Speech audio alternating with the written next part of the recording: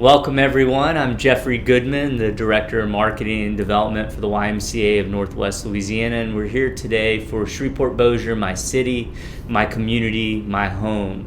My guest is someone I've known for quite a bit. It's Jim Malsch, and we're going to have a fascinating discussion with Jim because Jim is fascinating. So, Jim, really appreciate you being here. Wanted to have you on here for a while, so I'm glad to make it happen. I appreciate y'all inviting me. Absolutely. Well, we'll hop in today. So I'm going to try and do you justice, but let's start with some background on you. In 1994, you founded Enterprise Consulting Services, LLC, which grew and prospered under your leadership.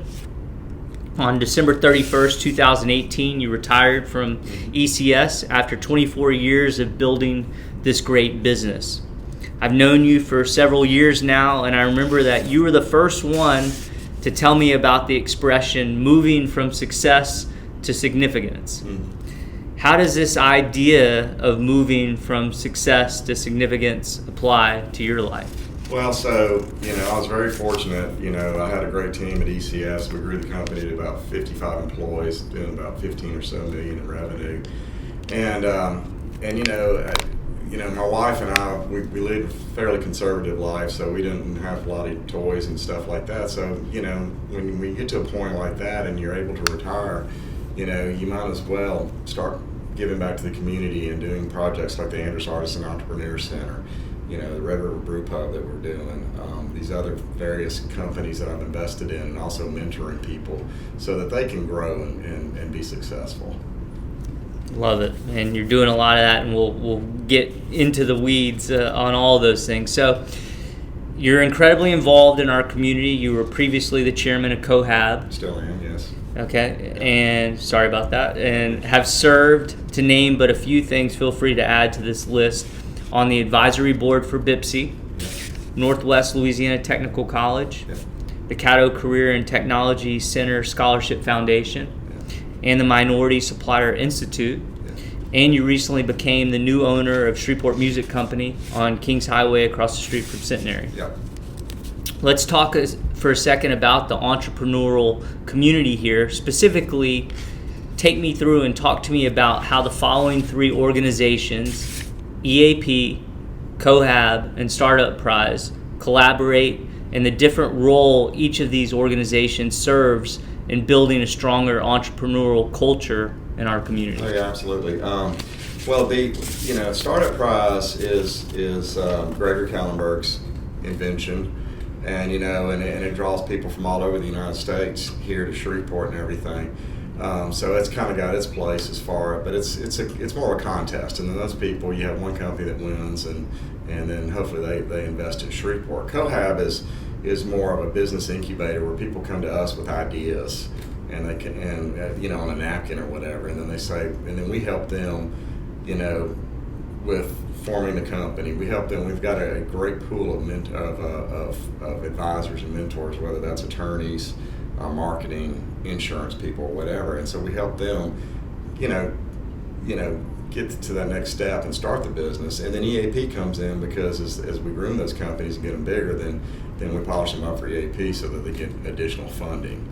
Same thing with the Andress Artist Entrepreneur Center. It's like Cohab is kind of the grammar school, and then they graduate. We have one company in there, Bishop, that has a 3D. He's invented a way to scan your knee and then print a 3D knee brace.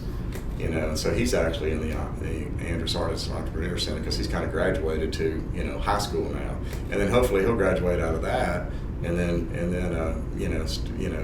get his own building, his own grow employees and revenue. It's amazing, and all you guys are really working together. I mean, absolutely, we've got great relationships with everybody. And you once said, it doesn't matter if it's beer, if it's IT, or whatever, all successful businesses kind of have the same traits. Talk to me about what some of those traits are. Well, the traits are, you look at, when I look at somebody who's coming in with an idea or whatever, you want to see how the passion that they have, but they also have to realize that it's not easy. And you know, being an entrepreneur is extremely stressful, especially in the beginning until you kind of get to that stage of stability. But you know, they all have the same drive and the same passion. It doesn't matter if you're selling guitars or beer or, you know, art or whatever. You know, they all have to have that kind of same drive and that same passion, and realize that it's their baby. You know, and it's you know, it's great to watch them grow up, hopefully. And what kind of just sort of legwork do you, I mean, I know there's passion, I know there's kind of certain ability to take risk that you probably look for, but what sort of legwork or foundation do you look for from these people to bring to you when they're kind of at infant stages of ideas? Well, when we're talking to them, if right off the bat they say, I want to be a millionaire, you know that's going to be tough. You know, it's kind of like, you know, the ones that make it are the ones that you know, that they care about their people. You know, they care about growing the community and giving back to the community, and you know, and it's just you know, there's a certain passion and certain passion. You know, they have to have that fire. You know, and realize that it's going to be tough. You know. And you mentioned this word, and it's kind of the first word I would use when someone mentioned your name, but you've been a mentor to countless people in our community, including to me. I'm curious, who are some of the people that mentored you or who have inspired and influenced your outlook on community? Mainly, probably one of my best mentors is Bobby Jelks. You know, I typically have coffee or lunch with him once a month.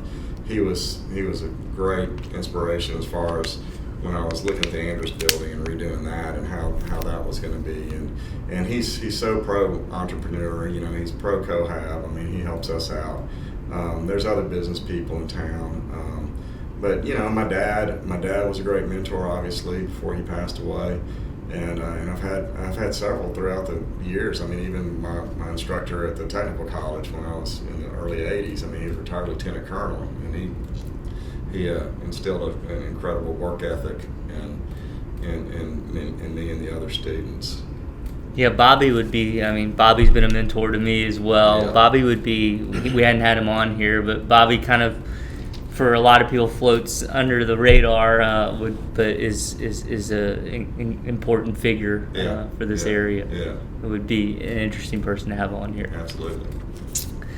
So, let's get into this a bit. As you mentioned, you recently completed an enormous project at 717 Crockett Street, where you took a building that had been abandoned for more than 30 years and massively rehabbed it into what is now the Andress Artist Entrepreneur Center. Talk to me about all that's happening at 717 Crockett. Yeah, it's incredible. You know, we started right when we started construction was right when COVID hit, and so everything was locked down, and every business I was involved in was dead in the water. And you know, and I was doubting myself at that point.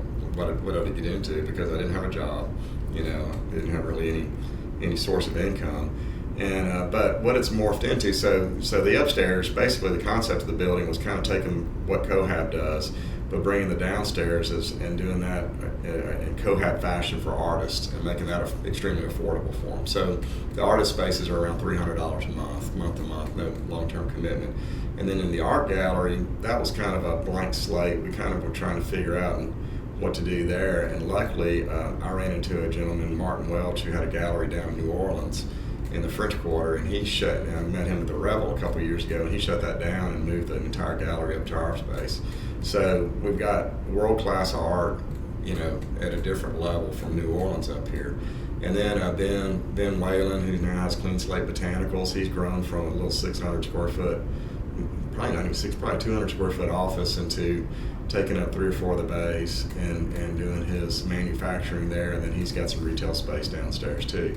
Upstairs, it's probably the highest rent in Shreveport, but the idea was we have 11 offices upstairs, and we have a 3,500 square foot flex space in the middle, which is $100 a month, and that's just kind of a business membership for anybody to come and sit, have some coffee, collaborate with others around there. But the people that are up there, Andrew Crawford Design Group, Audrey Robinson with Idea Path. We have Revision Marketing in there. So we have marketing people. We have website design people. We have me. We have a number of people that can support small businesses as they come through the system.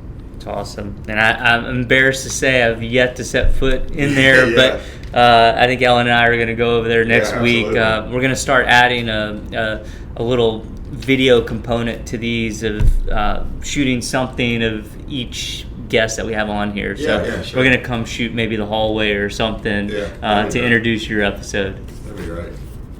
So I'm down to my last question. We may keep riffing a bit, but as you look around and you see a lot and you know a lot, you know as much as anyone I know, as you look around, what makes you optimistic about the future here?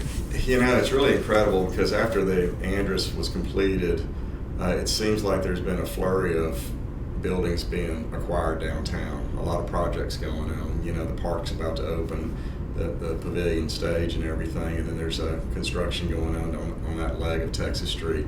There's a lot of space downtown, a lot of residential space that's leased up. There's a lot of activity downtown, and I think we've been at the bottom, and I think we're swimming towards the top again. So. What else should I ask you today? What else should we talk about? I'm optimistic about Shreveport. The Andress was an incredible project. I've never done anything like that before in my life. I'll certainly do it again. The brew pub was a great project across the river, and that's open now. That will be open today. Yeah, 11 o'clock. Okay. Open to the public. So. I'm sure we're going to get slammed, and hopefully the kitchen staff won't quit on us. And that'll have. I know the one in Shreveport had games and had. So you'll go there. You'll have lunch. Tell me a little bit about the hours, and tell me a little bit about the amenities we'll find there. So I think our hours are going to be 11 to 9 during the week and 11 to 11 on the weekends. We have we installed an AstroTurf outside, and so we have cornhole and we have other games for kids and stuff.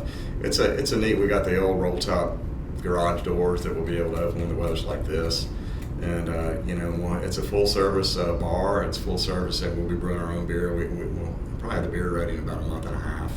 We just now got the tanks all cleaned and prepped, and it's going to be sit down service. It's not like at the old brewery where you had to go to the counter and pick up your food and stuff. We'll actually have servers and things. So, and the food's good. I've eaten there 3 times now since before we opened, and so it's exciting. And everybody in the East Main District, Bo Hayes and Peanut from Bojack's, are all excited about us being down there, and we're really complimenting them because they're more Cajun food. Flying Heart's more pizza and wings, and then we'll be more burgers and pub food, fish and chips and things like that. So. It's an exciting project, and I'm going to take a little break.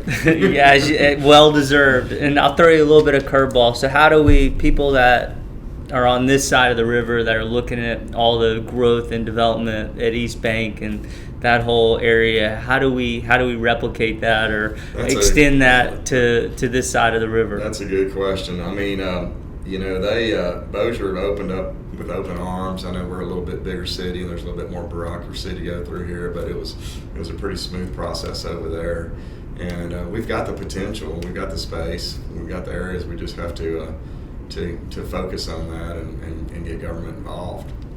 Okay. Well, Jim, I appreciate you so much. I appreciate you being here. Yeah, that's great. For you guys that don't know Jim, he's certainly one of the stars of this community and is doing tremendous things. So I appreciate you very much. I appreciate it. Thanks. Absolutely. Yeah. Thank you.